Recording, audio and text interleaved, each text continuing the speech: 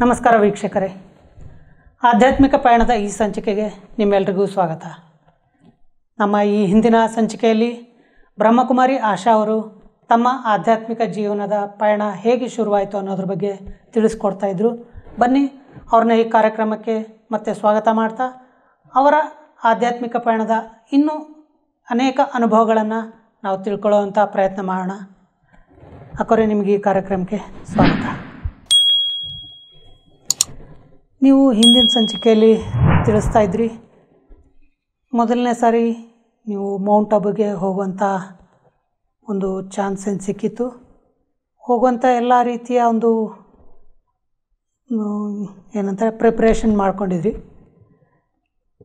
ಹಾಗಿದ್ರೆ ನೀವು ಮೊದಲನೇ ಸಾರಿ ಆ ಮೌಂಟ್ ಅಬುನ ಸ್ಥಳವನ್ನು ಯಾವುದ್ರ ಬಗ್ಗೆ ನೀವು ಮುಂಚೆ ಒಂದು ಇಮ್ಯಾಜಿನೇಷನ್ ಇತ್ತು, ಹೀಗೆ ಇತ್ತು, ಆಗಿದೆ ಅಂತ, ಅದನ್ನು ನೋಡಿದಾಗ ನಿಮಗೆ ಆ ಸ್ಥಳವನ್ನು ನೋಡಿದಾಗ ನಿಮಗೇನು ಅನ್ನಿಸ್ತು? ಅಲ್ಲ, ಮೊದಲನೇದಾಗಿ ಪ್ರಿಪ್ರೇಷನ್ ಅಂತ ಹೇಳಿದ್ರಲ್ಲ, ಸೊ ಮೌಂಟ್ ಆಬುಗೆ ಹೋಗ್ಬೇಕಂದ್ರೆ ಅಲ್ಲಿ ವೈಟ್ ಡ್ರೆಸ್ಸೇ ಬೇಕು ಅಂತ ಹೇಳಿದ್ರು. ಆ್ಯಕ್ಚುಲಿ ನಮಗೆ ಲೌಕಿಕವಾಗಿ ವೈಟ್ ಡ್ರೆಸ್ ಏನು ಇಟ್ಕೊಂಡಿರಲಿಲ್ಲ. ಸೆಂಟ್ರಿಗೆ ಹೋಗುವಾಗ ಬರುವಾಗ ಬೈ ಚಾನ್ಸ್ ಇರಲಿ ಅಂತ ಒಂದು ವೈಟ್ ಡ್ರೆಸ್ ಇಟ್ಕೊಂಡಿದ್ವಿ ಅಷ್ಟೇ. ಬಟ್ ಆಮೇಲೆ ಮೌಂಟ್ ಆಬುಗೆ ಹೋದಾಗ ಫುಲ್ ವೈಟ್ ಆ್ಯಂಡ್ ವೈಟಲ್ಲಿ ಇರಬೇಕಲ್ಲ, ಅಲ್ಲಿ ವಾತಾವರಣಕ್ಕೆ ಎಲ್ಲ ಹೋಲಿ ಅಂಶಗಳ ಥರ ಎಲ್ಲ ವೈಟ್ ಡ್ರೆಸ್ಸಲ್ಲೇ ಇರ್ತಾರೆ ಅಂಶಗಳ ಥರ. ಸೊ ನಾನೊಬ್ಬಳು ಅದರಲ್ಲಿ ಕಲರ್ ಡ್ರೆಸ್ ಅಂದರೆ ಕೊಕ್ಕರೆ ಥರ ಕಾಣಿಸ್ಬಿಡ್ತೀನಿ ಆಮೇಲೆ. ಅದಕ್ಕೆ ನನಗೆ ಅನ್ನಿಸ್ತು, ಸೊ ಓಕೆ ನಾನು ಹೇಗಾದರೂ ಮಾಡಿ ವೈಟ್ ಡ್ರೆಸ್. ಸೊ ಒಂದಿತ್ತು ವೈಟ್ ಡ್ರೆಸ್ಸು, ಅದ್ರ ಜೊತೆಗೆ ಇನ್ನೆರಡು ಹೇಗೋ ಅಡ್ಜಸ್ಟ್ ಮಾಡಿಕೊಂಡೆ. ಇವನ್ ಆ ಟೈಮಲ್ಲಿ ನನಗೆ ಸ್ವಲ್ಪ ಬರ್ತಿತ್ತು ಟೈಲರಿಂಗ್ ಕೆಲಸ ಎಲ್ಲ, ನಾನು ಫ್ಯಾಷನ್ ಡಿಸೈನಿಂಗ್ ಮಾಡಿರೋದ್ರಿಂದ. ಸೊ ನಾನು 2 ಡ್ರೆಸ್ಸು ನಾನೇ ಪ್ರಿಪೇರ್ ಮಾಡಿಕೊಂಡು ಒಟ್ಟು 3 ಜೊತೆ ಡ್ರೆಸ್ ತೊಗೊಂಡೋದೆ. ಬಟ್ ಆ ಪಾರ್ಟಿಯಲ್ಲಿ ಆವಾಗ ಒಂದು ಬೇಂಜಿಯವರು ಬಂದಿದ್ರು, ಅದು ಸೇವಾದಾರಿ ಪಾರ್ಟಿ, ಲಕ್ಷ್ಮೀ ಬೇಂಜಿಯವರು ಬಂದಿದ್ದರು.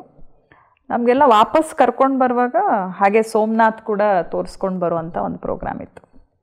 ನನಗೆ ಅದೆಲ್ಲ ಗೊತ್ತೇ ಇಲ್ಲ. ಸೊ ಈ ಥರ ಮೌಂಟ್ ಆಬುಗೆ ಹೋಗಿ ಮತ್ತೆ ಬರುವಾಗ ಸೇವಾದಾರಿಗಳಿಗೆ ಸೈಡ್ ಸೀನ್ಗೆಲ್ಲ ಕರ್ಕೊಂಡು ಹೋಗ್ತಾರೆ, ಅದೆಲ್ಲ ಏನು ಗೊತ್ತಿರಲಿಲ್ಲ. ಜಸ್ಟ್ ಒಂದೇ ಗೊತ್ತಿದ್ದು ಮೌಂಟ್ ಆಬುಗೆ ಹೋಗ್ಬೇಕಷ್ಟೇ. ಮೌಂಟ್ ಆಬು ಹೇಗಿದೆ ಇವರೆಲ್ಲ ಇಷ್ಟೊಂದು ಹೇಳ್ತಿದ್ದಾರಲ್ಲ, ಮಾಮ ಕೂಡ ಮೌಂಟ್ ಆಬುಗೆ ಹೋಗಿ ಬಂದು ಮೌಂಟ್ ಆಬು ಬಗ್ಗೆ ಅಷ್ಟೊಂದು ಎಕ್ಸ್ಪ್ಲನೇಷನ್ ಮಾಡ್ತಾಯಿದ್ರು. ನನಗೆ ಆವಾಗಲೇ ಸಂಕಲ್ಪ, ಹೇಗಾದರೂ ಮಾಡಿ ಒಂದು ಸಾರಿ ಮೌಂಟ್ ಆಬು ನೋಡಲೇಬೇಕು, ಅದೇನಾದರೂ ಆಗಲಿ ಕಡೆ ಪಕ್ಷ. ಬಟ್ ಹಾಗೆ ನೋಡಿ ಪರಮಾತ್ಮನ ಇಚ್ಛೆ ಕೂಡ ಇತ್ತನ್ಸುತ್ತೆ ನಾನು ಮೌಂಟ್ ಆಬುಗೆ ಹೋಗೋದು. ನಾನು ಮೌಂಟ್ ಆಬುಗೆ ಹೋದೆ. ಅಲ್ಲಿ ಹೋಗಿ ಟ್ರೈನಿಂದ ಇಳಿದ ತಕ್ಷಣವೇ, ಆ್ಯಕ್ಚುಲಿ ನಮಗೆ ಟ್ರೈನಲ್ಲಿ ಆ ಥರ 2 ಡೇಸ್ ಪ್ರಯಾಣ ಮಾಡಿ ಅಭ್ಯಾಸನೇ ಇಲ್ಲ. ಲಾಂಗ್ ಜರ್ನಿ ಎಲ್ಲೂ ಹೋಗೇ ಇಲ್ಲ. ಕಾಲೇಜ್ ಆಯಿತು, ನಾವಾಯಿತು, ಮನೆ ಆಯಿತು, ಈ ಕಡೆ ಬಿಟ್ಟರೆ ಅರಸೀಕೆರೆ, ಈ ಕಡೆ ಬಿಟ್ಟರೆ ಚನ್ನರಾಯಪಟ್ಟಣ, ಮಧ್ಯದಲ್ಲಿ ಇದ್ದಿದ್ದು ಅದೇನು ಲಾಂಗ್ ರೂಟ್ ಅಲ್ಲ. ಮೊದಲನೇ ಸರಿ ಕರ್ನಾಟಕದಿಂದ ರಾಜಸ್ಥಾನ್ ಅಂದರೆ 2000 ಕಿಲೋಮೀಟ್ರು. ನಾನು 2000 ಕಿಲೋಮೀಟ್ರ್ ಟ್ರೈನಲ್ಲಿ ಹೋಗಿ ಅಲ್ಲಿ ಇಳಿದ್ರೆ ನನಗೆ ಹೆಂಗೆ ಅಂದರೆ ನಿಂತ್ಕೊಂಡು ಟ್ರೈನಲ್ಲೇ ಹೋಗ್ತಿದ್ದೀನಿ ಅನ್ನೋ ಥರ ಮೂಮೆಂಟ್ ಆಗ್ತಾಯಿದೆ. ಸೊ ಏನಪ್ಪ ಇದು ಹಿಂಗೆ. ಆಮೇಲೆ ನಾನು ಹೇಳಿದೆ ಕೂತ್ಕೊಂಡ್ಬಿಡ್ತೀನಿ, ನಂಗೆ ನಿಂತ್ಕೊಂಡ್ಬಿಟ್ರೆ ಟ್ರೈನಲ್ಲೇ ಮೂವ್ ಆದಂಗೆ ಆಗ್ತಾಯಿದೆ ಅಂತ ಸರಿ ಕೂತ್ಕೊಂಡೆ. ಆಮೇಲೆ ಪಾಪ ಮಾತೆಲ್ಲ ಗೊತ್ತಲ್ಲ, ಭಾವನಾ ಜೀವಿಗಳು ತುಂಬ. ಪಾಪ ಫಸ್ಟ್ ಟೈಮ್ ಬಂದಿರೋದು, ಕುಮಾರಿ ಬೇರೆ ಚಿಕ್ಕವರು ಅಂಥೇಳಿ ತುಂಬ ಚೆನ್ನಾಗೇನಿಲ್ಲ, ಪರವಾಗಿಲ್ಲ ಕೂತ್ಕೊಳ್ಳಿ, ನೀರು ಕುಡಿತೀರಾ ನೀವು ಕೂತ್ಕೊಳ್ಳಿ ಪರವಾಗಿಲ್ಲ. ಅವ್ರಿಗೆ ಕೆಲವ್ರಿಗೆಲ್ಲ ಏನಂದರೆ ಈ ಚಿಕ್ಕ ಹುಡುಗಿ ಪಾಪ ಇಷ್ಟು ದೂರ ಬಂದ್ಬಿಟ್ಟಿದೆ ಅಂತ ಕೆಲವ್ರಿಗಾದ್ರೆ, ಕೆಲವ್ರಿಗೆ ಎದ್ದು ಓಡಾಡೋದು ಬಿಟ್ಟು ಸೇವೆ ಮಾಡೋದು ಬಿಟ್ಟು ಯಾರಾದ್ರೂ ಬ್ಯಾಗು ಲಗೇಜ್ ಏನು ಆಕ್ಟಿವ್ ಆಗಿರೋದು ಬಿಟ್ಟು ಬ್ಯಾಗಿಗೆ ಇಟ್ಕೊಂಡು ಯಾರ್ದಾದ್ರು ಹೆಲ್ಪ್ ಮಾಡಬೇಕಲ್ಲ. ಆಗದೆ ಇರೋರು ವಯಸ್ಸಾದವ್ರಿಗೆ ಅವಾಗೆಲ್ಲ ಹಾಗೆ ಮಾಡ್ತಿದ್ರು. ತುಂಬ ಜನ ಏಜ್ಡ್ ಇರ್ತಿದ್ರು, ಚಿಕ್ಕವರು ಇರ್ತಿದ್ರು, ಯೂತ್ಸ್ ಇರ್ತಿದ್ರು, ಎಲ್ಲ ವೆರೈಟಿ ಎಲ್ಲ ಥರದ ಕ್ಯಾಟಗರಿ ಪೀಪಲ್ಸು ಹೋಗ್ತಿದ್ರು. ನಮ್ಮನ್ನು ನೋಡಿದಾಗ ಸ್ವಲ್ಪ ಎಕ್ಸ್ಟ್ರಾ ಕಣ್ಣಿರ್ತಿತ್ತು. ಓಡಾಡಿಕೊಂಡು ಲಗೇಜು ಬ್ಯಾಗ್ ಎಲ್ಲ ಸಪ್ಲೈ ಮಾಡ್ಕೊಂಡು ಏನಾದರೂ ಒಂದು ಸೇವೆ ಮಾಡೋದು ಬಿಟ್ಟು ಹಿಂಗೆ ಕೂತು. ಆ್ಯಕ್ಚುಲಿ ನನಗೇನು ಪ್ರಾಬ್ಲಮ್ ಆಗ್ತಿದೆ ಅದು ನಾನು ಹೇಳಿದ್ದೆ, ನಾನು ಅಕ್ಕಪಕ್ಕ ಇದ್ದವ್ರಿಗೆ ಒಂದಿಬ್ಬರಿಗೆ ಹೇಳಿದ್ದೆ. ಅವರು ಪರವಾಗಿಲ್ಲ ಕೂತ್ಕೊಳ್ಳಿ ಅಂತ. ಇನ್ನು ಕೆಲವ್ರಿಗೆ ಒಂಥರ ನನ್ನ ಮುಖ ನೋಡಿ ಏನು ಕೂತ್ಬಿಟ್ಟಿದ್ದಾಳೆ ಅನ್ನೋ ಥರ ಸಂಕಲ್ಪ ಬಂದಿದ್ದು. ಅದು ಹೇಳಿದೆ ಆಮೇಲೆ, ನನಗೆ ಈ ಥರ ಲೈಫಲ್ಲೇ ನಾನು 2000 ಕಿಲೋಮೀಟ್ರ್ ದೂರ ಬಂದಿದ್ದೆ. ಇದು ಫಸ್ಟ್ ಟೈಮ್ ನನ್ನ ಲೈಫಲ್ಲಿ ಬಂದಿರೋದು ನಾನು ಕರ್ನಾಟಕದಿಂದ ರಾಜಸ್ಥಾನದವರೆಗೂ. ಹಾಗಾಗಿ ದಯವಿಟ್ಟು ಏನು ಬೇಜಾರು ಮಾಡ್ಕೋಬೇಡಿ, ನಂಗೆ ಸ್ವಲ್ಪ ಸೆಟ್ ಆದಮೇಲೆ ನಾನು ಮಾಡ್ತೀನಿ ಅಂತ. ಸೊ ಆಮೇಲೆ 1 ಡೇ ಕಳೆದ್ಮೇಲೆ ಸೊ ನಾನು ಮಾಮೂಲಿ ಎಲ್ಲ ಆ್ಯಕ್ಟಿವಾಗಿ ಎದ್ದು ಓಡಾಡಿಕೊಂಡು ಯಾರಿಗೆ ಏನು ಬೇಕೆಲ್ಲ ಮಾಡಿಕೊಂಡು ತುಂಬ ಖುಷಿ. ಜೊತೇಲಿ ಹೋಗಿದ್ದವರು ನಮ್ಮ ಇದರಲ್ಲೂ ಏನಿದು ಪರಿಷ್ಠೆ ಥರ ಆರ್ತಾ ಇದೆ ಮೇಲೆ, ಇದ್ರದ್ದು ಕಾಲು ಕೆಳಗಡೆನೇ ಊರ್ತಾ ಇಲ್ಲ ಅನ್ನೋ ಥರ ಇದು ಮಾಡಿದ್ರು. ಎಲ್ಲ ಹಾಗೆ ಚೆನ್ನಾಗಿ ನಡೀತು. ಬಾಬೋರ್ ಮಿಲನೂ ಚೆನ್ನಾಗಾಯಿತು. ನಾನು ಕಂಪ್ಲೀಟ್ಲಿ ಒಂದು ಸಂಕಲ್ಪ ಮಾಡ್ಕೊಂಡು ಕೂತ್ಕೊಂಡೆ. ಬೇಗನೆ ಹೋದ್ವಿ, 12 ಗಂಟೆಗೆ ಹೋಗಿ ಕೂತ್ಕೊಂಡಿದ್ದು ಹಾಲಲ್ಲಿ, ಡೈಮಂಡ್ ಹಾಲಲ್ಲಿ. 12 ಗಂಟೆಗೆ ಹೋಗಿ ಕೂತ್ಕೊಂಡ್ರೆ ಬಾಬಾ ಬಂದಿದ್ದು ಸಂಜೆ. ಏನಾಗಬೇಕು ನಂದು ಕತೆ 12 ಗಂಟೆ. ಮತ್ತು ನನಗೆ ಫಸ್ಟ್ ಟೈಮ್ ಆಗಿರೋದ್ರಿಂದ ಈ ಜೊತೆಲಿ ನೀರು ಅಥವಾ ಏನಾದರೂ ಸ್ವಲ್ಪ ಸ್ನ್ಯಾಕ್ಸ್ ಎಲ್ಲ ಇಟ್ಕೊಂಡು ಹೋಗಬೇಕು ಏನೋ ಗೊತ್ತಿಲ್ಲ, ಐಡಿಯಾ ಇಲ್ಲ. ಪರಮಾತ್ಮನ ಮಿಲ್ಲಕ್ಕೆ ಹೋಗ್ತಾ ಇದ್ದೀನಿ, ಏನಿಲ್ಲ ಕೂತ್ಕೊಳ್ಳೋದೆ. ಭಕ್ತರು ಶಿವರಾತ್ರಿಯಲ್ಲಿ ಹಗಲು ರಾತ್ರಿ ಉಪವಾಸ ಇದ್ದು ಕೂತ್ಕೊಳ್ತಾರೆ. ನನಗೇನು ಏನು ಪರವಾಗಿಲ್ಲ. ನಿಜವಾಗಿ ಹೇಳ್ತೀನಿ, ನಂಗೆ ನೀರು ಕುಡಿಬೇಕು ಅನಿಸಿಲ್ಲ, ಏನೋ ಮಧ್ಯೆ ತಿನ್ಬೇಕು ಅನಿಸಿಲ್ಲ, ಈವನ್ ಬಾತ್ರೂಮ್ಗೆ ಹೋಗ್ಬೇಕು ಅನಿಸಿಲ್ಲ. 12 ಗಂಟೆಲಿ ಹೋಗಿ ಕೂತ್ಕೊಂಡವಳು ಸಂಜೆ ಬಾಬಾ ಬರೋವರೆಗೂ 6-6:30 ಬರ್ತಾರೆ. ಅಲ್ಲಿವರೆಗೂ ಕೂತ್ಕೊಂಡು ಬಾಬಾ ಬಂದು ಮುರುಳಿ ನುಡಿಸಿ ಹೋಗೋವರೆಗೂ 12 ಗಂಟೆ ಆಗ್ತಿತ್ತು. ಸೊ ಇಮ್ಯಾಜಿನ್ ಮಾಡಿ, ಮಧ್ಯಾಹ್ನ 12ರಿಂದ ರಾತ್ರಿ ಹೆಚ್ಚು ಕಡಿಮೆ 11 ಗಂಟೆ 11:30 ಆಗ್ತಿತ್ತು ಹಾಲಿಂದ ಆಚೆ ಬರ್ಬೇಕಂದ್ರೆ. ಅಲ್ಲಿ ಎಷ್ಟು ಅವರ್ ಆಯ್ತು. ಹಾಂ, ಅಷ್ಟು ಅವರಲ್ಲಿ ನನಗೇನು ಅನಿಸೇ ಇಲ್ಲ, ನಾನು ಇಲ್ಲವೇ ಇಲ್ಲ ಟೋಟಲಿ. ಆ ಥರ ಫೀಲ್ ಆಯಿತು ಫಸ್ಟ್ ಟೈಮ್ಗೆ. ಆಮೇಲೆ ಅಕ್ಕಂದ್ರೆಲ್ಲ ಹೇಳಿದ್ರು, ನೀನು ಡ್ರೆಸ್ಸಲ್ಲಿ ಬಂದಿದ್ದೆಲ್ಲ ಅದಕ್ಕೆ ನಿನಗೆ ಟೀಚರ್ಸ್ ಜೊತೆ ಬಿಡಲಿಲ್ಲ. ಅದೊಂದು ಡೈಲಾಗ್ ಹೊಡೋರು ಎಲ್ಲರೂ, ನೀನೇನಾದರೂ ವೈಟ್ ಡ್ರೆಸ್ಸಲ್ಲಿ ಬಂದುಬಿಟ್ಟಿದ್ರೆ ನಿನ್ನ ಟೀಚರ್ಸ್ ಜೊತೆ ಕರ್ಕೊಂಡು ಹೋಗ್ತಾಯಿದ್ವಿ, ಪಾಪ ನಿನ್ನ ಹತ್ರ ಸ್ಯಾರಿ ಇಲ್ಲ, ಈ ಥರ ಅಂದರೆ ಅಕ್ಕಂದ್ರ ಥರ BK's ಡ್ರೆಸ್ ಇಲ್ಲ ಅಂತ ಹೇಳಿದ್ರು. ಸೊ ಅವಾಗ ನನಗೆ ಅನ್ನಿಸ್ತು, ಹೌದಾ ನಾನೇನಾದರೂ ವೈಟ್ ಡ್ರೆಸ್ ಹಾಕ್ಕೊಂಡಿದ್ದಿದ್ರೆ ನನ್ನ ಇನ್ನೂ ಮುಂದೆ ಬಿಡ್ತಿದ್ರಾ.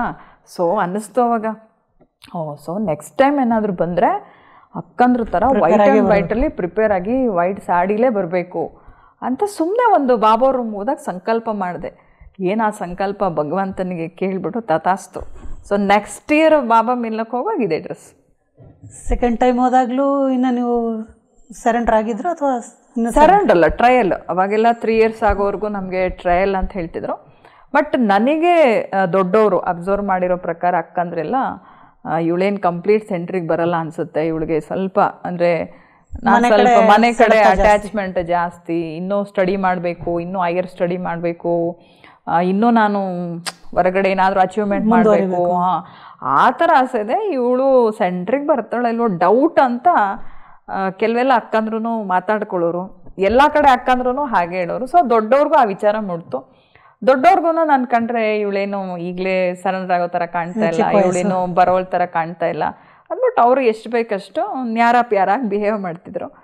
ನನಗೇನಾದರೂ ತುಂಬಾ ಪ್ರೀತಿ ತೋರಿಸಿದ್ರೆ ಇನ್ನೂ ಬೇಗನೆ ಒಳಗೆ ಬಂದ್ಬಿಡ್ತಿದ್ನೇನೋ. ನಾನು ಆವಾಗ ಇದು ಈ ಕಡೆ ಅದು ಆ ಕಡೆ, ಸೊ ಹೆಂಗೆ ಅಂದರೆ ಈ ತಕ್ಕಡಿ ತೂಗುತ್ತಲ್ಲ ಆ ಕಡೆ ಈ ಕಡೆ, ಹಂಗೆ ನನ್ನ ಮೈಂಡು ಕೇಳಿದ ಸರಿ ಈ ಕಡೆ ಆ ಕಡೆ ಈ ಕಡೆ ಆ ಕಡೆ ತೂಗ್ತಾ ಇತ್ತು. ಸೊ ನೀವು ಮೊದಲನೇ ಸರಿ ರಾಜಸ್ಥಾನಕ್ಕೆ ಹೋಗಿ ನೀವು ಅಲ್ಲಿ ನೋಡಿದಾಗ ಅಲ್ಲಿ ಎಲ್ಲ ದಾದಿಯರು ದೀದಿಯರು ಇರ್ತಾರೆ ಅಂತ ಕೇಳಿದೆ. ಸೊ ಅವ್ರನ್ನೆಲ್ಲ ನೋಡಿದಾಗ ನಿಮಗೆ ಯಾವ ಭಾವನೆ? ತುಂಬಾ ನನಗಂತೂ ಪ್ರಕಾಶ್ಮಣಿ ದಾದಿಯವರು ಫಸ್ಟ್ ಟೈಮ್ ಅವ್ರು ಬಂದು ಹಾಲಲ್ಲಿ ಎಲ್ರಿಗೂ ಚೆನ್ನಾಗಿದ್ದೀರಾ, ಅದು ಕರ್ನಾಟಕದವ್ರು ಬಂದಿದ್ದಾರೆ ಅಂದರೆ ಅವ್ರು ಕೆಲವೊಂದು ವರ್ಡ್ಸ್ ಕನ್ನಡದಲ್ಲಿ ಮಾತಾಡೋರು. ನನಗಂತೂ ಏನಂದರೆ ನಾನು ಮೌಂಟ್ ಅಬುಗೆ ಬಂದಿರೋದಕ್ಕಿಂತ ಹೆಚ್ಚಿನ ಖುಷಿ ಆಗ್ತಿತ್ತು. ಅಲ್ಲಿ ಪರಮಾನಂದ ದಾದಿಯವರು ಕೆಲವು ಅಂದರೆ ಚೆನ್ನಾಗಿದ್ದೀರಾ ಅನ್ನೋ ಒಂದು ಕೆಲವೊಂದು ಶಬ್ದ ಯೂಸ್ ಮಾಡ್ತಿದ್ರು.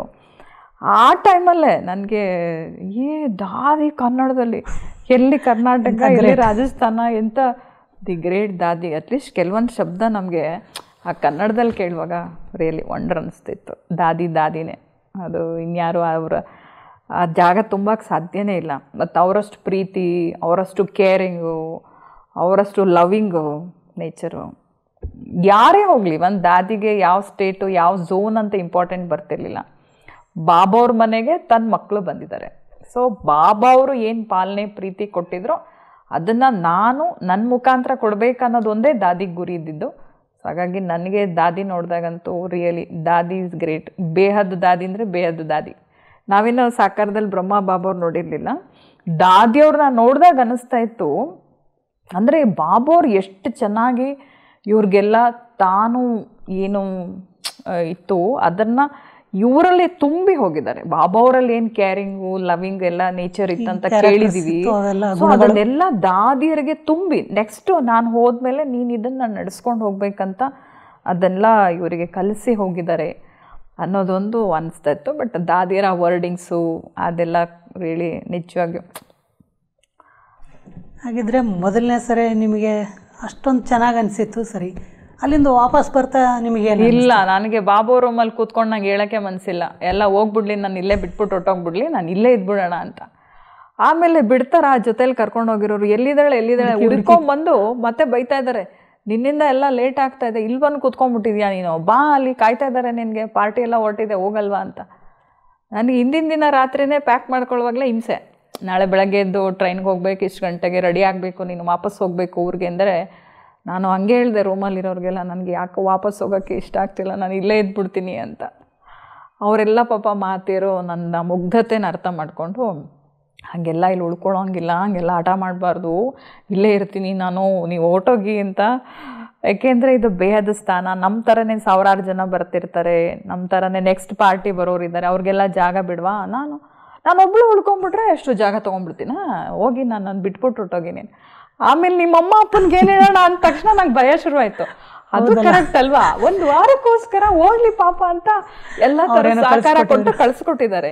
ನಾನು ಇಲ್ಲೇ ಇರ್ತೀನಿ ಅಂದರೆ ಇಲ್ಲ, ಅಮ್ಮನಿಗೆ ಅಪ್ಪ ಅಗ್ರಾಚಾರ ಬಿಡಿಸ್ತಾರೆ. ಓ ನೋಡಿ ನೀನು ಕಳಿಸ್ದೆ, ಅದು ಅಲ್ಲೇ ಉಳ್ಕೊಳ್ತು, ಬರಲೇ ಇಲ್ಲ, ಏನಂತ ಅಧ್ವಾನ ಆಗೋಗುತ್ತೆ ಅಂತ ಅದೆಲ್ಲ ಯೋಚನೆ ಮಾಡಿ ಒಂದು ಕಡೆ ಬಾಬುವ್ರನ್ನ ಮೌಂಟ್ ಆಬೂನ ಬಿಟ್ಟು ಹೋಗೋಕ್ಕೆ ಮನಸ್ಸಾಗ್ತಾಯಿಲ್ಲ, ಇನ್ನೊಂದು ಕಡೆ ಇವರೆಲ್ಲ ಹೀಗೆ ಹೇಳಿದ್ರೆ ಹೌದಲ್ಲ ನಾನು ಬಂದಿರೋದು ಒಂದು ವಾರಕ್ಕೋಸ್ಕರ, ಮತ್ತೆ ಇಲ್ಲೇ ಉಳ್ಕೊಳ್ತೀನಿ ಅಂದರೆ ನನ್ನಿಂದ ಅವ್ರಿಗೂ ತೊಂದರೆ ಆಗುತ್ತೆ. ಸತಿ ಇಷ್ಟಾದರೂ ಕಳಿಸ್ಕೊಟ್ಟಿದ್ದಾರಲ್ಲ, ಇಷ್ಟಾದರೂ ನನ್ನ ಭಾಗ್ಯದಲ್ಲಿ ಇತ್ತಲ್ಲ, ತುಂಬ ಖುಷಿಪಟ್ಟು ನೆಕ್ಸ್ಟ್ ಹೇಳಿದೆ, ಬಾಬಾ ವರ್ಷನೂ ನೀವು ಕರೆಸ್ಕೋಬೇಕು ನನ್ನನ್ನು, ಎವ್ರಿ ಇಯರು ನಾನು ಮೌಂಟ್ ಆಬೂಗೆ ಬರಬೇಕು, ನಿಮ್ಮ ಮಿಲ್ನ ಮಾಡಬೇಕು, ಬಟ್ ನೆಕ್ಸ್ಟ್ ಟೈಮ್ ಬರುವಾಗ ಡ್ರೆಸ್ ಚೇಂಜ್ ಆಗಬೇಕು, ಏಕೆಂದರೆ ಹೇಳಿದ್ದಾರೆ ಡ್ರೆಸ್ ಚೇಂಜ್ ಆದರೆ ಮುಂದೆ ಬಿಡ್ತಾರೆ ಅಂತ. ಸೊ ಆ ಒಂದು ಇದಿಟ್ಕೊಂಡು ನೆಕ್ಸ್ಟ್ ಟೈಮ್ ನಾನು ಬಂದಾಗ ವಾಪಸ್ಸು ಸೆಂಟ್ರಿಗೂ ಅದೇ ಹೇಳಿದೆ. ಬಟ್ ಅಲ್ಲಿ ಅಕ್ಕನೂ ಅದೇ ಥರ ಪಾಪ ಎಲ್ಲ ಚೆನ್ನಾಗಿ ಕೋಪ್ರೇಟ್ ಮಾಡಿದ್ರು. ನಾನು ಆಮೇಲೆ ಹೆಚ್ಚು ಸೆಂಟ್ರ್ಗಳಲ್ಲೇ ಉಳ್ಕೊಳ್ಳೋಕೆ ಇಷ್ಟಪಟ್ಟೆ. ಅಲ್ಲಿಂದ ಮೌಂಟ್ ಆಬೂನಿಂದ ಬಂದಮೇಲೆ ಅಲ್ಲೆಲ್ಲ ಕ್ಲಾಸ್ಗಳು ಅಷ್ಟೇ ತುಂಬ ಒಂಥರ ಮನ ಮುಟ್ಟೋ ಥರ ಇತ್ತು, ಹೃದಯಕ್ಕೆ ನಾಟೋ ರೀತಿ ಇತ್ತು ಕ್ಲಾಸ್ಗಳೆಲ್ಲ, ತುಂಬ ಇಷ್ಟ ಆಯ್ತು. ನಾನು ಯಾವ ಕ್ಲಾಸು ಮಿಸ್ ಮಾಡಿಲ್ಲ ಅಲ್ಲಿ. ಇವತ್ತಿಗೂ ಕೂಡ ಸ್ಟಿಲ್ ನಾನು ಮೌಂಟ್ ಆಬೂಗೆ ಹೋದರೆ ಯಾವ ಕ್ಲಾಸು ಮಿಸ್ ಮಾಡಲ್ಲ. ಅನೇಕರು ಸೈಡ್ ಸೀನ್ ಅಂತೆ, ಆ ಕೆಲಸ ಅಂತೆ, ಈ ಕಾರೋಬಾರ್ ಅಂತೆ ಅಂತ ಸಾಮಾನ್ಯ ಹೋಗ್ತಾನೆ ಇರ್ತಾರೆ. ನಾನು ಪ್ರತಿಯೊಬ್ಬರು ಕ್ಲಾಸ್ ಅಟೆಂಡ್ ಮಾಡ್ತೀನಿ, ಕ್ಲಾಸ್ ಬರ್ಕೊಳ್ತೀನಿ. ಸೊ ಇವತ್ತಿಗೂ ನನಗೆ ತುಂಬ ಖುಷಿ. ಎಲ್ಲರೂ ಏನು ಹೇಳ್ತಾರೆ, ಅವ್ರ ಅನುಭವ ಏನಿದೆ, ಅವ್ರಿಗೇನು ಎಕ್ಸ್ಪೀರಿಯೆನ್ಸ್ ಆಗಿದೆ, ನಮಗೆ ಅದಾಗಿದೆಯೋ ಇಲ್ವೋ, ನಾವು ಯಾವ ಥರ ಮಾಡಿದ್ರೆ ಮುಂದುವರಿಯೋಕ್ಕೆ ಸಾಧ್ಯ ಅಂತ ತುಂಬಾ ಇವತ್ತಿಗೂ ಕೂಡ ಎಲ್ಲರ ಕ್ಲಾಸು ಅಟೆಂಡ್ ಮಾಡ್ತೀನಿ. ಸೊ ಫಸ್ಟ್ ಟೈಮ್ ನೀವು ಹೋಗಿ ರಿಟರ್ನ್ ಬಂದಮೇಲೆ ಆ ಸ್ಥಳದ ಬಗ್ಗೆ ನಿಮ್ಮ ತಾಯಿಗೆ ಏನು ಹೇಳಿದ್ರಿ, ಪ್ಲಸ್ ಅವ್ರ ರಿಯಾಕ್ಷನ್ ಹೇಗಿತ್ತು? ಅಲ್ಲಿಂದ ಪ್ರಸಾದ ತಂದಿದ್ದೆ, ಮೌಂಟ್ ಆಬೂನಿಂದ ಪ್ರಸಾದ ಕೊಟ್ಟಿದ್ರು, ತೊಗೊಂಬಂದೆ. ಅಮ್ಮನಿಗೆ ಭಕ್ತಿ ಜಾಸ್ತಿ ಅಲ್ಲ, ಭಕ್ತಿ ಪ್ರಸಾದ ಗಿಸಾದ ಅಂದರೆ ತುಂಬ ಖುಷಿ. ಬಂದ ತಕ್ಷಣ ನೋಡಿದ ಮೌಂಟ್ ಆಬೂ ಪ್ರಸಾದ, ನೀನು ನನ್ನನ್ನು ಮೌಂಟ್ ಆಬೂ ಕಳಿಸ್ಕೊಟ್ಟಿಲ್ಲ, ಅದಕ್ಕೆ ನಿನಗೋಸ್ಕರ ಪರಮಾತ್ಮ ಅಲ್ಲಿಂದ ಪ್ರಸಾದ ಕಳಿಸ್ಕೊಟ್ಟಿದ್ದಾರೆ ಅಂತ. ಅಮ್ಮನಿಗೆ ಪ್ರಸಾದ ಅಂದ ತಕ್ಷಣ ಮಾಮೂಲಿ ಎಲ್ಲ ಕಣ್ಣಿಗೆ ಹೊತ್ಕೊಂಡು ಖುಷಿಯಿಂದ ಪ್ರಸಾದ ತೊಗೊಂಡ್ರು. ಆಮೇಲೆ ಅಯ್ಯೋ ಆದರೂ ಮತ್ತೆ ಅದೇ ಮಾಮೂಲಿ, ಅದು 3,500 ದಂಡ ಮಾಡಿದೆ. ನಾನು ಹೇಳಿದೆ ದಂಡ ಮಾಡಿಲ್ಲ, ಅದರಿಂದ ಎಷ್ಟೋ ಲೈಫ್ ಚೇಂಜಸ್ ಆಗಿದೆ ನಂದು, ನೀವು ಅದನ್ನು ನೋಡಿ ಆಮೇಲೆ ಅವ್ರಿಗೆ ಗೊತ್ತಾಯಿತು ತುಂಬ ಬದಲಾಗ್ತಾ ಇದ್ದಾಳೆ, ತುಂಬ ಚೇಂಜ್ ಆಗ್ತಾ ಇದ್ದಾಳೆ ಅಂತ. ಅವರು ಅದನ್ನು ಸೂಕ್ಷ್ಮವಾಗಿ ಅಬ್ಸರ್ವ್ ಮಾಡಿ ಮನೇಲಿ ಮಾತಾಡ್ಕೊಂಡಿದ್ದಾರೆ, ಡಿಸ್ಕಷನ್ ಮಾಡ್ಕೊಂಡಿದ್ದಾರೆ ಅಮ್ಮ ಅಪ್ಪ. ಮೊದಲು ಥರ ಇಲ್ಲ ಇವಳು, ಈಗೇನೋ ತುಂಬ ಬದಲಾಗ್ತಿದ್ದಾಳೆ, ತುಂಬ ಚೇಂಜ್ ಆಗ್ತಾ ಇದ್ದಾಳೆ ಅಂತ. ಅದಕ್ಕೆ ಹೇಳಿದ್ದೆ ನಿನ್ಗೆ ಹಂಗೆಲ್ಲ ಕಳಿಸ್ಬೇಡ ಅಂತ, ಅದಕ್ಕೆ ನಾನು ಹೇಳಿದ್ದೆ ಅಲ್ಲೆಲ್ಲ ಹೋಗಕ್ಕೆ ಬಿಡಬೇಡ ಅಂಥೇಳಿ ಅಂತ ಅಮ್ಮನಿಗೆ ಗಲಾಟೆ ಮಾಡೋರು. ಆಮೇಲೆ ಆದರೂ ನೀವು ನಿಮ್ಮ ತಾಯಿಗೆ 10 ಗ್ರಾಮ್ ಚಿನ್ನ ಲಾಸ್ ಮಾಡಿದ್ರಿ. ಆ್ಯಕ್ಚುಲಿ 10 ಗ್ರಾಮ್ ಚಿನ್ನ ಲಾಸ್ ಆಯ್ತು ಅನ್ನೋದಕ್ಕಿಂತ ಇವತ್ತು ಲೈಫೇ ಚಿನ್ನದಾಗೋಯ್ತಲ್ಲ, ಗೋಲ್ಡನ್ ಲೈಫ್ ಆಗೋಯ್ತು. ರಿಯಲಿ ನಾನು ಎಕ್ಸ್ಪೆಕ್ಟು ಮಾಡಿರಲಿಲ್ಲ ನಾನು ಈ ಥರ ಬ್ರಹ್ಮಕುಮಾರಿ ಆಗ್ತೀನಿ ಅಂತ. ಬಟ್ ಮೌಂಟ್ ಆಬೂಲ್ ಹೋದಾಗ ನೋಡಿ, ಆ ಮುಂದೆ ಕೂರಿಸ್ತಾರೆ ಅನ್ನೋ ಒಂದು ಉದ್ದೇಶಕ್ಕೋಸ್ಕರ ಅಲ್ಲೇ ಜಾಗಕ್ಕೆ ಹೋದ ತಕ್ಷಣ ಅಲ್ಲಿ ಸಂಕಲ್ಪ ಮಾಡಿದ್ದು ನಾನು. ಸೊ ನೆಕ್ಸ್ಟ್ ಇಯರ್ ಏನಾದರೂ ಬಂದರೆ ವೈಟ್ ಡ್ರೆಸ್ಸಲ್ಲಿ ಬರಬೇಕು, ಟೀಚರ್ ಆಗಿರ್ಬೇಕಂತ. ಅದೇನೋ ಇಲ್ಲಿ ಬಂದ ತಕ್ಷಣ ಅದು ಆ ಕಡೆಗೋಸ್ಕರನೇ ಅದು ಮಾಡಿದ್ದೇನೋ ಸಂಕಲ್ಪ ಅನ್ನೋಂಗೆ ಆಗೋಯ್ತು.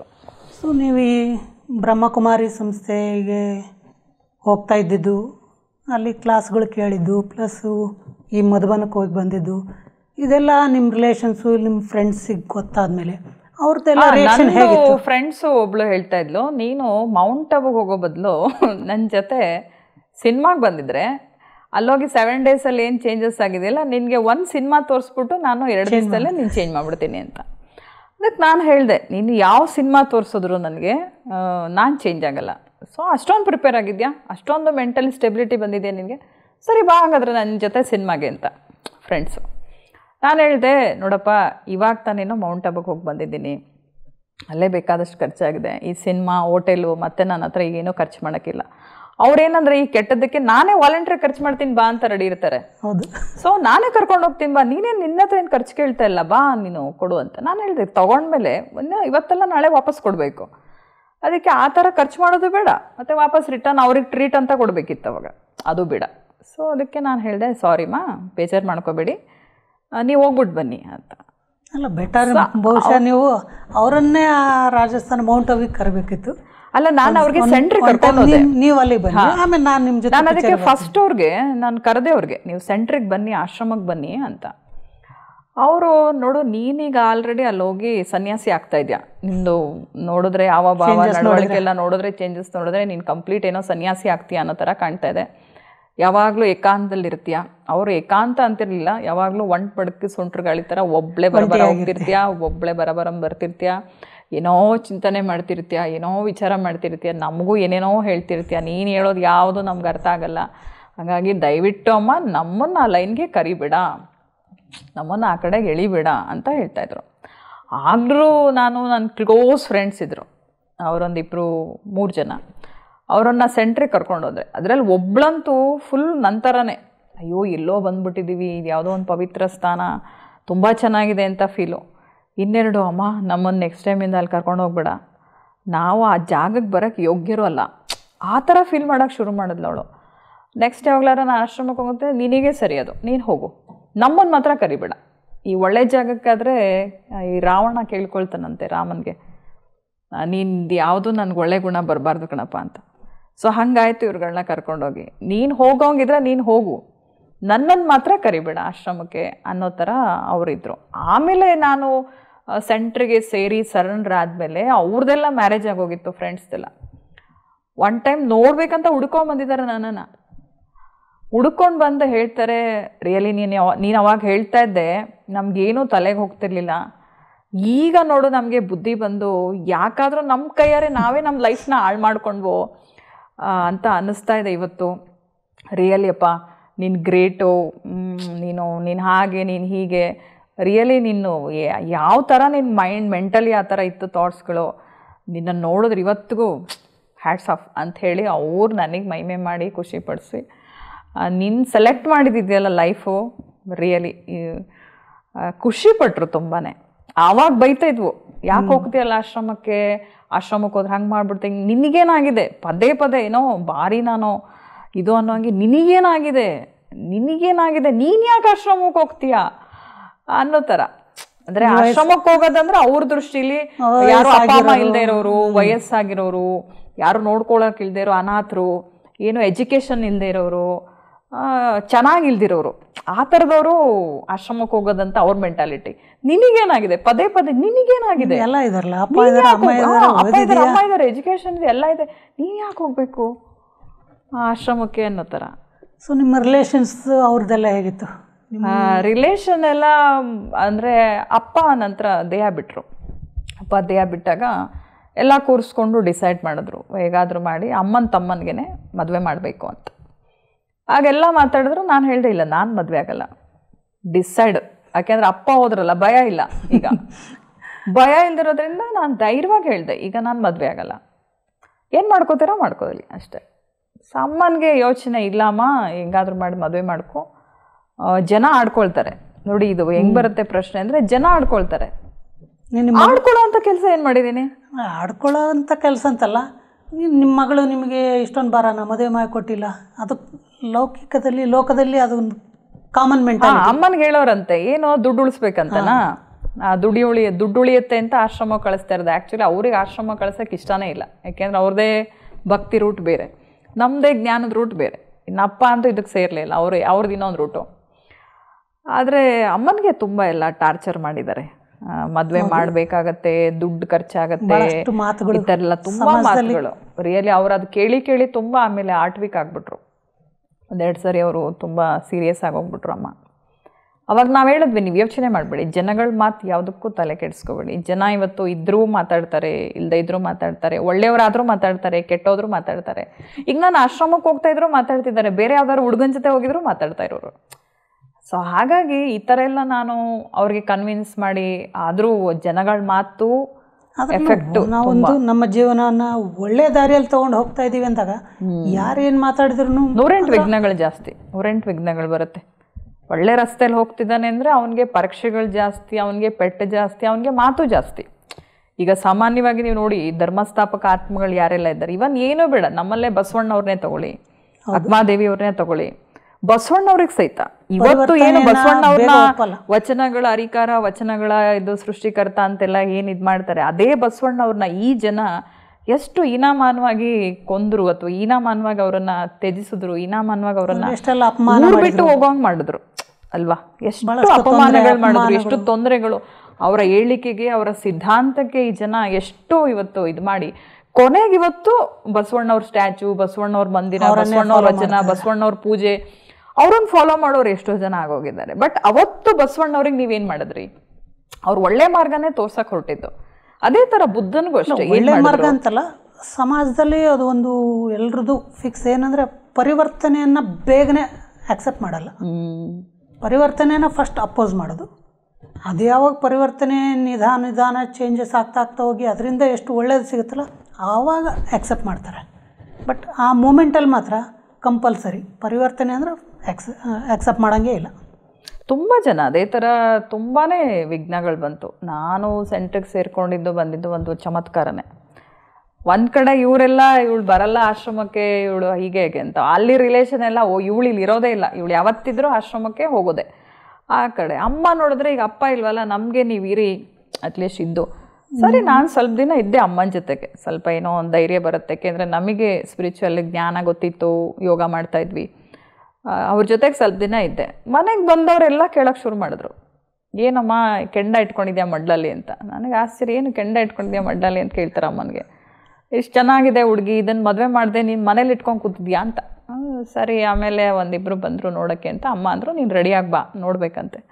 ನೋಡ್ಕೊಳ್ಳೋದಿಂದ ಹೆಂಗಿದೆ ಬರ್ತೀನಿ, ಎಂಥದ್ದು ನೋಡ್ಕೊಳ್ಳೋಂಗಿದ್ರೆ ಹೆಂಗಾದರೂ ನೋಡ್ಕೊಂಡು ಹೋಗಲಿ ಅಷ್ಟೇ. ಸುಮ್ಮನೆ ಬಂದು ದಡಾರ್ ಅಂತ ಕೂತ್ಕೊಂಡೆ. ಇಷ್ಟ ಆಗಿಲ್ಲ ಅವ್ರಿಗೆ ಇದು ಬಂದು. ಆ್ಯಕ್ಚುಲಿ ಅವ್ರಿಗೆ ಗೊತ್ತಿಲ್ಲ ಬ್ಯಾಕ್ಗ್ರೌಂಡಲ್ಲಿ ಹಿಂಗೆ ಆಶ್ರಮಕ್ಕೆ ಹೋಗುತ್ತವೆ, ಜ್ಞಾನ ತಿಳ್ಕೊಂಡೆ. ಬಟ್ ನಮಗೆ ಇಷ್ಟ ಇಲ್ಲ, ಅವ್ರು ನೋಡೋಕ್ಕೆ ಬಂದಿದ್ದು. ಸುಮ್ಮನೆ ಹೋಗಿ ಕೂತ್ಕೊಂಡೆ. ಕಾಫಿ ಕೊಡು ಅಂತ ಹೇಳಿದ್ರು ಅಮ್ಮ, ನೀವೇ ಕೊಟ್ಕೊಳ್ಳಿ ಅದೇನೋ ಅಂತ. ಅವ್ರಿಗೆ ಅದೆಲ್ಲ ಅಬ್ಸರ್ವ್ ಮಾಡಿದ್ದಾರೆ. ಸೊ ಅವ್ರು ಬಂದವರು ಇವ್ರಿಗೆ ಇಷ್ಟ ಇಲ್ಲ ಅನಿಸುತ್ತೆ, ಮದುವೆ ರಿಜೆಕ್ಟ್, ಇಷ್ಟ ಇಲ್ಲ ಅನಿಸುತ್ತೆ. ಆಮೇಲೆ ಸ್ವಂತ ಅಮ್ಮನ ತಮ್ಮನಿಗೆ ಮದುವೆ ಮಾಡ್ಬೇಕಂತ ಡಿಸೈಡ್ ಮಾಡಿಕೊಂಡ್ರು. ಅದು ಪಕ್ಕ ಅಲ್ಲ, ಅದಕ್ಕೆಲ್ಲ ಬೇಸಿಕಲಿ ಗೊತ್ತಿದೆ, ರಿಜೆಕ್ಷನ್ನೇ ಇಲ್ಲ ಅದಕ್ಕೆ. ಬೇಸಿಕಲಿ ನಾವು ಹುಟ್ಟದಾಗಿಂದ ಬೆಳೆದಿದ್ದು, ನಾವು ಓದಿ ಎಲ್ಲ ನೋಡಿದೆ ಮಾಡಿದ್ದೆಲ್ಲ. ಇದು ರಿಜೆಕ್ಷನ್ ಆಗಕ್ಕೆ ಸಾಧ್ಯನೇ ಇಲ್ಲ. ಏನಾಯಿತು, ಯೋಚನೆ ಹತ್ಕೊಂಡ್ಬಿಡ್ತು. ಏನು ಮಾಡೋದೀಗ, ಒಳಗಡೆನೇ ಥಿಂಕಿಂಗ್ ಜಾಸ್ತಿ ಆಗೋಯ್ತು ಪ್ರೊಸೆಸ್ಸು. ಏನು ಮಾಡೋದು ಪರಮಾತ್ಮ, ಈ ಕಡೆ ಅಮ್ಮಂದು ನೋಡಿದ್ರೆ ಈ ಥರ ಪರಿಸ್ಥಿತಿ, ಇಲ್ಲಿ ನೋಡಿದ್ರೆ ಈ ಥರ ಪರಿಸ್ಥಿತಿ, ಸೆಂಟ್ರಲ್ಲಿ ಹೋಗ್ಬೇಕಂತ ಕಂಪ್ಲೀಟ್ ಆಸೆ ಇದೆ, ಮನಸ್ಸೆಲ್ಲ ಪೂರ್ಣ ಈ ಕಡೆ, ಮನಸ್ಸೆಲ್ಲ ಪೂರ್ಣ ಇಲ್ಲಿದ್ದು ಶರೀರ ಅಲ್ಲಿ ಅದು ಚೆನ್ನಾಗಿರಲ್ಲ. ಶರೀರ ಒಂದು ಕಡೆ, ಮನಸ್ಸು ಒಂದು ಕಡೆ, ಆತ್ಮ ಒಂದು ಕಡೆ, ದೇಹ ಒಂದು ಕಡೆ, ಇದಷ್ಟು ಚೆನ್ನಾಗಿರಲ್ಲ. ಏನು ಮಾಡಲಿ ಅಂತ ಅದೇನೋ ಗೊತ್ತಿಲ್ಲ. ಯೋಚನೆ ಮಾಡ್ತಾ ಮಾಡ್ತಾ ಚಳಿ ಜ್ವರ ಬರೋಕ್ಕೆ ಶುರು ಆಯಿತು. ಯಾವ ಥರ ಚಳಿ ಜ್ವರ ಹೊಡಿತಂದರೆ ಒಂದು ವಾರ ಕಂಪ್ಲೀಟು. ಈ ಡಾಕ್ಟ್ರಿಗೆ ಹೋಗಿ ತೋರಿಸಿದ್ರೆ ಡಾಕ್ಟ್ರು ಮಾಮೂಲಿ ಇಂಜೆಕ್ಷನ್ ಕೊಡ್ತಾರೆ, ಮಾತ್ರೆ ಕೊಡ್ತಾರೆ, ಕಳಿಸ್ತಾ ಇದ್ದಾರೆ, ಕಡಿಮೆನೇ ಆಗ್ತಾ ಇಲ್ಲ. ಆಮೇಲೆ ಅಮ್ಮನಿಗೆ ಕೇಳಿದ್ರಂತೆ ಡಾಕ್ಟ್ರು, ಏನಾದರೂ ಯೋಚನೆ ಮಾಡ್ತಿದ್ದಾಳ ಅವಳು ಅಂತ. ಅದಕ್ಕೆ ಮನೇಲಿ ಎಲ್ಲ ಹಿರಿಯರು ಸೇರಿ ಡಿಸೈಡ್ ಮಾಡಿದ್ದೀವಿ ಮದುವೆ ಮಾಡಬೇಕಂತ. ಅದು ಯೋಚನೆ ಮಾಡ್ತಿದ್ದಾಳೇನೋ. ಡಾಕ್ಟ್ರಿಗೆ ಆಶ್ಚರ್ಯ, ಅಯ್ಯೋ ಈ ಏಜ್ಗೆ, ಮದುವೆ ಮಾಡೋ ಏಜ್ಗೆ ಮದುವೆ ಯೋಚನೆ ಬಿಟ್ಟು ಇನ್ನೆಂಥ ಯೋಚನೆ ಹುಡುಗಿಗೆ, ಮದುವೆ ಮಾಡ್ತೀವಿ ಅಂದಿದ್ದಕ್ಕೆ ಇಷ್ಟು ಯೋಚನೆ ಎತ್ಕೊಂಡು ಚಳಿ ಜ್ವರ ಶುರು ಆಗಿದೆಯಾ ಅಂತ. ಸರಿ, ಆಮೇಲೆ ಅಮ್ಮನಿಗೆ ಗೊತ್ತಾಯಿತು. ಏಕೆಂದರೆ ನಮ್ಮದು ಮೊದಲಿಂದನೇ ಅಮ್ಮ ಸ್ವಲ್ಪ ಸ್ಪಿರಿಚುಯಾಲಿಟಿಗೆ ನಮಗೆಲ್ಲ ಕೋಆಪ್ರೇಟ್ ಮಾಡ್ತಿದ್ರಲ್ಲ. ಮನೇಲಿ ಈರುಳ್ಳಿ ಹಾಕದೆ ಸಪ್ರೇಟ್ ಅಡುಗೆ ಮಾಡಿಕೊಡೋರು, ಮತ್ತು ಸೆಂಟ್ರಿಗೂ ಮಧ್ಯೆ ಮಧ್ಯೆ ಹೋಗ್ಬೇಕಂದ್ರೆ ಗುಪ್ತವಾಗಿ ಕಳಿಸ್ಕೊಡೋರು. ಅಪ್ಪನಿಗೇನೋ ಹೇಳ್ಕೊಂಡು ಮೌಂಟ್ ಅಬುಗೆಲ್ಲ ಕಳಿಸ್ಕೊಟ್ಟಿದ್ರು. ಇದೆಲ್ಲ ನೋಡಿಕೊಂಡು ಅಮ್ಮನಿಗನ್ನಿಸ್ತು, ಇವಳು ಯಾಕೋ ತುಂಬ ಡೀಪಾಗಿ ಯೋಚನೆ ಮಾಡಿದ್ದಾಳೆ, ಅದಕ್ಕೆ ಈ ಥರ ಚಳಿ ಜ್ವರ ಬಂದುಬಿಟ್ಟಿದೆ. ಸರಿ, ಅಮ್ಮನಿಗೆ ಹೇಳಿದೆ, ನಾನು ಹೀಗೆ ಹೆಂಗಿದ್ರು ಮತ್ತೆ ಆ ಕಡೆ ಹೊರಟೋಗ್ಬೇಕಾಗತ್ತಲ್ಲ, ಒಂದಿನ ಸೆಂಟ್ರಿಗೆ ಹೋಗಿ ಬರ್ತೀನಿ, ಒನ್ ಡೇ ಉಳ್ಕೊಂಡು ಇದ್ದು ನನ್ನೆಲ್ಲ ವಿಚಾರ ಕಷ್ಟ ಸುಖ ಪರಮಾತ್ಮನ ಹತ್ರ ಹೇಳ್ಕೊಂಡು, ಅಕ್ಕಂದ್ರ ಹತ್ರ ಹೇಳ್ಕೊಂಡು ಸೆಂಟ್ರಿಗೆ ಬರ್ತೀನಿ ಅಂತ. ಸೊ ಸೆಂಟ್ರಿಗೆ ಬಂದೆ, ಅಕ್ಕಂದ್ರಿಗೆ ಹೇಳಿದೆ. ಅವ್ರು ಹೇಳಿದ್ದು ಒಂದೇ, ಇದು ನಿನ್ನ ಡಿಸಿಷನು, ನಿನ್ನ ನಿರ್ಧಾರದ ಮೇಲೆ ಡಿಪೆಂಡ್ ಆಗುತ್ತೆ. ಸೊ ನೀನು ಅದನ್ನು ಬೇಕಾದರೂ ಚಾಯ್ಸ್ ಮಾಡ್ಬೋದು, ಇದನ್ನು ಬೇಕಾದರೂ ಚಾಯ್ಸ್ ಮಾಡ್ಬೋದು. ಈವನ್ ನಾನು ನಿನಗೆ ಎಷ್ಟೇ ಕೂರಿಸ್ಕೊಂಡು ಹೀಗಲ್ಲ ಹೀಗಿದೆ, ಹೀಗೆ ಬಾ, ಈ ಥರ ಸೇವೆ ಮಾಡು ಅಂತ ನಾನು ಏನೇ ಹೇಳಿದ್ರು, ನಿನಗೆ ಒಂದು ವೇಳೆ ಆ ಕಡೆ ಆಸಕ್ತಿ ಇತ್ತು ಅಂದರೆ ನೀನು ಇಲ್ಲಿ ಉಳಿಯೋಕ್ಕಾಗಲ್ಲ. ಹೌದು. ಸೊ ನಿನಗೆ ಇಲ್ಲಿ ಕಂಪ್ಲೀಟ್ ಆಸೆ ಇದ್ದು ನೀನು ಬಲವಂತವಾಗಿ ಅಲ್ಲಿ ಹೋದರೆ ನೀನು ಅಲ್ಲೂ ಇರೋಕ್ಕಾಗಲ್ಲ.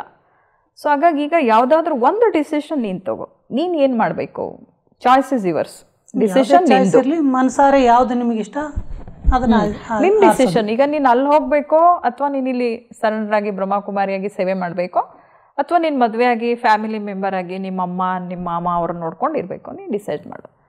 ನಾನೇನು ಯೋಚನೆ ಮಾಡಿದೆ ಅಂದರೆ, ನಾನೇನೋ ಸಜೆಷನ್ ಕೇಳೋಣ ಅಕ್ಕಂದ್ರು ಇಲ್ಲ ನೀನು ಬಂದ್ಬಿಡು ಸೆಂಟ್ರಿಗೆ ಅಂತ ತುಂಬ ಪ್ರೀತಿಯಿಂದ ನನ್ನ ಕರೀತಾರೆ ಅಂದರೆ, ಇವರು ನಿನ್ನಿಷ್ಟ ಅಂತ ನನ್ನ ಮೇಲೆ ಡಿಸಿಷನ್ಗೆ ವಾಲಂಟ್ರಿ ಡಿಸಿಷನ್ ನೀನು ತೊಗೊಂಡು ಬಿಟ್ಬಿಟ್ರಲ್ಲ ಅಂತ ನಂಗೆ ಸ್ವಲ್ಪ ಅನಿಸ್ತು.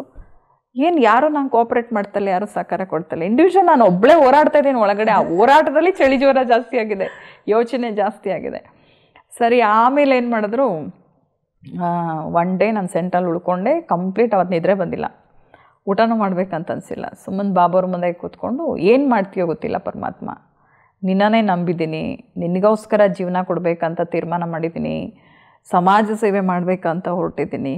ಅಂದರೆ ಗೊತ್ತಿತ್ತು, ಅದೆಲ್ಲ ಕೇಳಿದ್ವಿ, ಹೋಗಿದ್ವಿ, ಎಲ್ಲ ನೋಡ್ಕೊಂಡು ಬಂದಿರೋರಿಗೆ, ಎಲ್ಲ ಗೊತ್ತಿರೋರಿಗೆ ಈಗ ಮತ್ತೆ ಹೋಗಿ ಗುಂಡಿಗೆ ಬೀಳೋ ಅಂತ ಹೇಳಿದಾಗ ಅದೇನೋ ಹೇಳ್ತಾರೆ ಲೌಕಿಕವಾಗಿ, ಹಗಲು ಕಂಡು ಬಾವಿಲಿ ಹೋಗಿ ರಾತ್ರಿ ಬಿದ್ದರಂತ ಇರಳಲ್ಲಿ.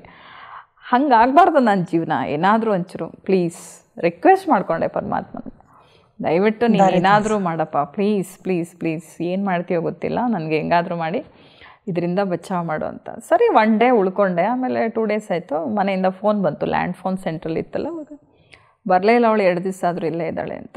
ಅವರು ಅಕ್ಕವರು ತಮಾಷೆಗೆ ಬರಲ್ವಂತೆ, ಅವಳು ಇಲ್ಲೇ ಇರ್ತಾಳಂತೆ ಅಂದ್ಬಿಟ್ರು. ಅವ್ರಿಗೆ ಗೊತ್ತಿಲ್ಲ ಇವೆಲ್ಲ ಮನೇಲಿ ರಾಮಾಯಣಗಳು ನಡೆದಿದೆ ಅಂತ. ಹಂಗಂದ್ಲ ಅಂತ ಹೇಳ್ಬಿಟ್ಟು ಸರಿ ಅವ್ರಿಗೆ ಯೋಚನೆ ಶುರು ಆಯಿತು, ಇಲ್ಲ ಮೊದಲು ಕಳಿಸ್ಬೇಕಂತ ಇವತ್ತು ಬರೋಕ್ಕೆ ಹೇಳಿ, ಬರಲಿ ಅವಳು ಮನೆಗೆ ಅಂತ. ಆಮೇಲೆ ನಾನು ಅದಾದ 6 ತಿಂಗಳು ಬಿಟ್ಟು ಮನೆಗೆ ಹೋದೆ, ವೈಟ್ ಆ್ಯಂಡ್ ವೈಟ್ ಡ್ರೆಸ್ಸಲ್ಲಿ. ಅಮ್ಮನಿಗೆ ಶಾಂಕ ಇಲ್ಲ, 6 ತಿಂಗಳು ಹೋಗೇ ಇಲ್ಲ. ಆಮೇಲೆ ಅವರೇ ಮಧ್ಯದಲ್ಲಿ ಒಂದ್ಸರಿ ಬಂದರು, ಬಾ ನೀನು ಅಂತ. ಆಗ ವೈಟ್ ಡ್ರೆಸ್ ಹಾಕೊಂಡ್ಬಿಟ್ಟಿದ್ದೆ ನಾನು. ಆಮೇಲೆ ಅಮ್ಮ ಯೋಚನೆ ಮಾಡಿದ್ರು, ಇಲ್ಲ ಇವಳಿಗೆ ಲೌಕಿಕವಾಗಿ ಮದುವೆ ಮಾಡಿದ್ರು ಕೂಡ ಅಲ್ಲಿ ಇಷ್ಟ ಇಲ್ಲ, ಅವಳು ಅಲ್ಲಿ ಉಳಿಯಲ್ಲ, ಬದುಕದೇ ಇಲ್ಲ, ಗೊತ್ತಾಯ್ತು ಅವ್ರಿಗೆ. ಯೋಚನೆ ಮಾಡಿ ಹುಷಾರಿಲ್ಲದೆ ತಪ್ಪೆ ಮೇಲೆ ಸತ್ಗಿತೆ ಹೋಗ್ಬಿಟ್ರೆ, ಕಣ್ಮುಂದೆ ಅಮ್ಮ ಅಪ್ಪನ ಮುಂದೆ ಮಕ್ಕಳು ಸಾಯೋದಂದರೆ ಅದರಂಥ ದೊಡ್ಡ ಆಘಾತ ಮತ್ತೊಂದಿಲ್ಲ. ಇಲ್ಲಿ ಸತ್ತೋಗ್ಬಿಡ್ತಾಳೋ ಹೋಗ್ಲಿ, ಎಲ್ಲೋ ಒಂದು ಕಡೆ ಬದುಕೊಂಡಿರಲಿ, ಎಲ್ಲೋ ಒಂದು ಕಡೆ ಚೆನ್ನಾಗಿದ್ರೆ ಸಾಕು ಅಂತ ಬಿಟ್ಬಿಟ್ರು. ಆಗ ನಂದು ಈ ಕಡೆ ಕಂಟಿನ್ಯೂ ಆಯ್ತು. ಆದರೂ 6 ಮಂತ್ಸ್ ಆದಮೇಲೆ ನಾನು ಈ ಡ್ರೆಸ್ಸಲ್ಲಿ ಸೆಂಟ್ರಿಗೆ ಹೋದರೆ ಫಸ್ಟ್ ಟೈಮು ಎಲ್ಲ ಏನು ಮೇಲಿಂದ ಕೆಳಗೆ ನೋಡ್ತಾ ಇದ್ದಾರೆ, ಇದು ಹೊಸ ಡ್ರೆಸ್ಸು, ನಮ್ಮ ಊರಿಗೇ ಫಸ್ಟು. ಊರ ಜನ ಎಲ್ಲ ಬಸ್ ಇಳಿದು ಮನೆಗೆ ಹೋಗೋರ್ಗು ಆ ಡ್ರೆಸ್. ಈ ವ್ಯಕ್ತಿ ಏನಿದು ಈ ಹುಡುಗಿ ಈ ಥರ ಹಿಂಗೆ ವೈಟ್ ಡ್ರೆಸ್ ಹಾಕೊಂಡ್ಬಿಡ್ತು, ಯಾಕೆ ಹಿಂಗೆ ಸನ್ಯಾಸಿ ದೀಕ್ಷೆ ತೊಗೊಂಡ್ಬಿಡ್ತು, ಏನಾಗಿತ್ತು, ಇದಕ್ಕೆ ಏನು ತೊಂದರೆ ಆಗಿತ್ತು, ಅವ್ರದ್ದೇ ಆದ ಯೋಚನೆಗಳು ಬರುತ್ತೆ ಅಲ್ವಾ. ಮನುಷ್ಯನಿಗೆ 1000 ಯೋಚನೆಗಳು 100 ಯೋಚನೆಗಳು ಅವ್ರವ್ರದ್ದೇ ಅದು ಬರುತ್ತೆ. ಬಟ್ ಯಾರೂ ನಮ್ಮವ್ರಿಗೂ ಆ ಯೋಚನೆಗಳು ತೊಗೊಂಬರಲಿಲ್ಲ. ಅಂದರೂ ಕೆಲವರು ಗೊತ್ತಿರೋರು ರಿಲೇಷನ್ ಏನಾಗಿತ್ತು, ಯಾಕೆ ಹೋಗಿ ಹಿಂಗೆ ಆಶ್ರಮಕ್ಕೆ ಸೇರಿಕೊಂಡೆ, ನಿನಗೆ ಈ ವಯಸ್ಸಿಗೆ ಯಾಕೆ ವೈರಾಗ್ಯ, ಜನ ತಿಳ್ಕೊಂಡ್ರಾಗಲಿ ವೈರಾಗ್ಯ ಬಂದು ತುಂಬ ದುಃಖ ಅತಿಯಾಗಿ ಕೊನೆಗೆ ಏನೂ ಬೇಡ ಅಂತ ಹೋಗಿ ಆಶ್ರಮಕ್ಕೆ ಸೇರ್ಕೊಂಡ್ಬಿಡೋದು ಅಂತ. ಲಾಸ್ಟಲ್ಲಿ ಹೌದು, ಈ ಋಣಮುಕ್ತಳು ಒಂದು ಸಿನಿಮಾ ತೆಗೆದಿದ್ರು, ಯಾರು ನಮ್ಮ ಪುಟ್ಟಣ್ಣ ಕಣಗಲವರು. ಅವ್ರು ಅದ್ರಲ್ಲಿ ಹಾಗೆ ತೋರಿಸೋದು, ಎಲ್ಲ ಜೀವನದಲ್ಲಿ ದುಃಖ ಬೇಸರ ಬಂದು ಕೊನೆಗೆ ವೈರಾಗ್ಯ ಬಂದು ಆಶ್ರಮಕ್ಕೆ ಹೋಗಿ ಸೇರ್ಕೊಳ್ಳೋದಂತ. ನನಗೆ ಆ ಏಜಲ್ಲಿ 17-18 ಇಯರ್ಸಲ್ಲಿ ಯಾವ ವೈರಾಗ್ಯ ಅಲ್ವಾ. ಯಾಕೆ ನೀನು ಇಷ್ಟು ಚಿಕ್ಕ ವಯಸ್ಸಿಗೆ ಎಜುಕೇಟೆಡ್ ಆಗಿ ಬುದ್ಧಿವಂತೆ ಆಗಿ ವಿದ್ಯಾವಂತೆ ಆಗಿ ನೀನು ಹೋಗಿ ಯಾಕೆ ಆಶ್ರಮಕ್ಕೆ ಸೇರ್ಕೋಬೇಕು. ಅವ್ರಿಗೆ ಗೊತ್ತಿಲ್ಲ ಪರಮಾತ್ಮನಿಗೆ ಬೇಕಾಗಿರೋದೇ ಸೇವೆಗೆ ಸರ್ವಿಸ್ಗೆ. ವಿದ್ಯಾವಂತರು ಬುದ್ಧಿವಂತರು ಯೂತ್ಸ್ ಬಂದರೆ ಏನೋ ಒಂಚೂರು ಸ್ವಲ್ಪ ಸರ್ವಿಸ್ ಆಗುತ್ತೆ ಅಂತ ಅವ್ರಿಗೆ ಪಾಪ ಆ ಥರ ಯೋಚನೆಗಳವಾಗ. ಆದರೂ ನಿಮ್ಮ ಲೈಫು ಈ ಒಂದು ಜರ್ನಿನ ಕೇಳ್ತಾ ಇದ್ರೆ ಇನ್ನೂ ಕೇಳ್ತಾ ಇರಬೇಕಂತ ತುಂಬ ಇಂಟ್ರೆಸ್ಟ್ ಆಗಿದೆ. ಆದರೆ ಸಮಯದ ಅಭಾವ, ಹಾಗಾಗಿ ನಾನು ಇವತ್ತಿನ ಈ ಸಂಚಿಕೆನ ಇಷ್ಟಕ್ಕೆ ನಿಲ್ಲಿಸ್ತಾ ಇದ್ದೀನಿ. ಮುಂದಿನ ಸಂಚಿಕೆಯಲ್ಲಿ ನಿಮ್ಮ ಈ ಪಯಣವನ್ನು ಮತ್ತೆ ಮುಂದುವರಿಸೋಣ. ನಿಮ್ಮ ಅಮೂಲ್ಯ ಸಮಯವನ್ನು ನಮ್ಮ ವೀಕ್ಷಕರಿಗೋಸ್ಕರ ಕೊಟ್ಟು ನಿಮ್ಮ ಅನುಭವಗಳನ್ನು ಹಂಚಿಕೊಂಡಿದ್ದಕ್ಕೆ ನಿಮಗೆ ಧನ್ಯವಾದಗಳು. ನೋಡಿದ್ರಲ್ಲ ವೀಕ್ಷಕರೇ, ಆಶಾ ಅವರ ಆಧ್ಯಾತ್ಮಿಕ ಪಯಣ ಹೇಗಿತ್ತು, ಅವರು ಈ ಬ್ರಹ್ಮಕುಮಾರಿ ಸಂಸ್ಥೆಗೆ ಹೇಗೆ ಸೇರಿದರು ಅನ್ನೋದು, ಈ ಸೇರಿ ಆದಮೇಲಿನ ಮುಂದಿನ ಪಯಣವನ್ನು ಸಹ ನಾವು ಮುಂದಿನ ಸಂಚಿಕೆಯಲ್ಲಿ ತಿಳ್ಕೊಳ್ಳುವಂಥ ಪ್ರಯತ್ನ ಮಾಡೋಣ. ನಮ್ಮ ಕಾರ್ಯಕ್ರಮವನ್ನು ಹೀಗೆ ವೀಕ್ಷಿಸ್ತಾ ಇರಿ. ಮತ್ತು ಮುಂದಿನ ಸಂಚಿಕೆಯಲ್ಲಿ ಭೇಟಿಯಾಗೋಣ. ಅಲ್ಲಿವರೆಗೂ ತಮ್ಮೆಲ್ಲರಿಗೂ ಧನ್ಯವಾದಗಳು.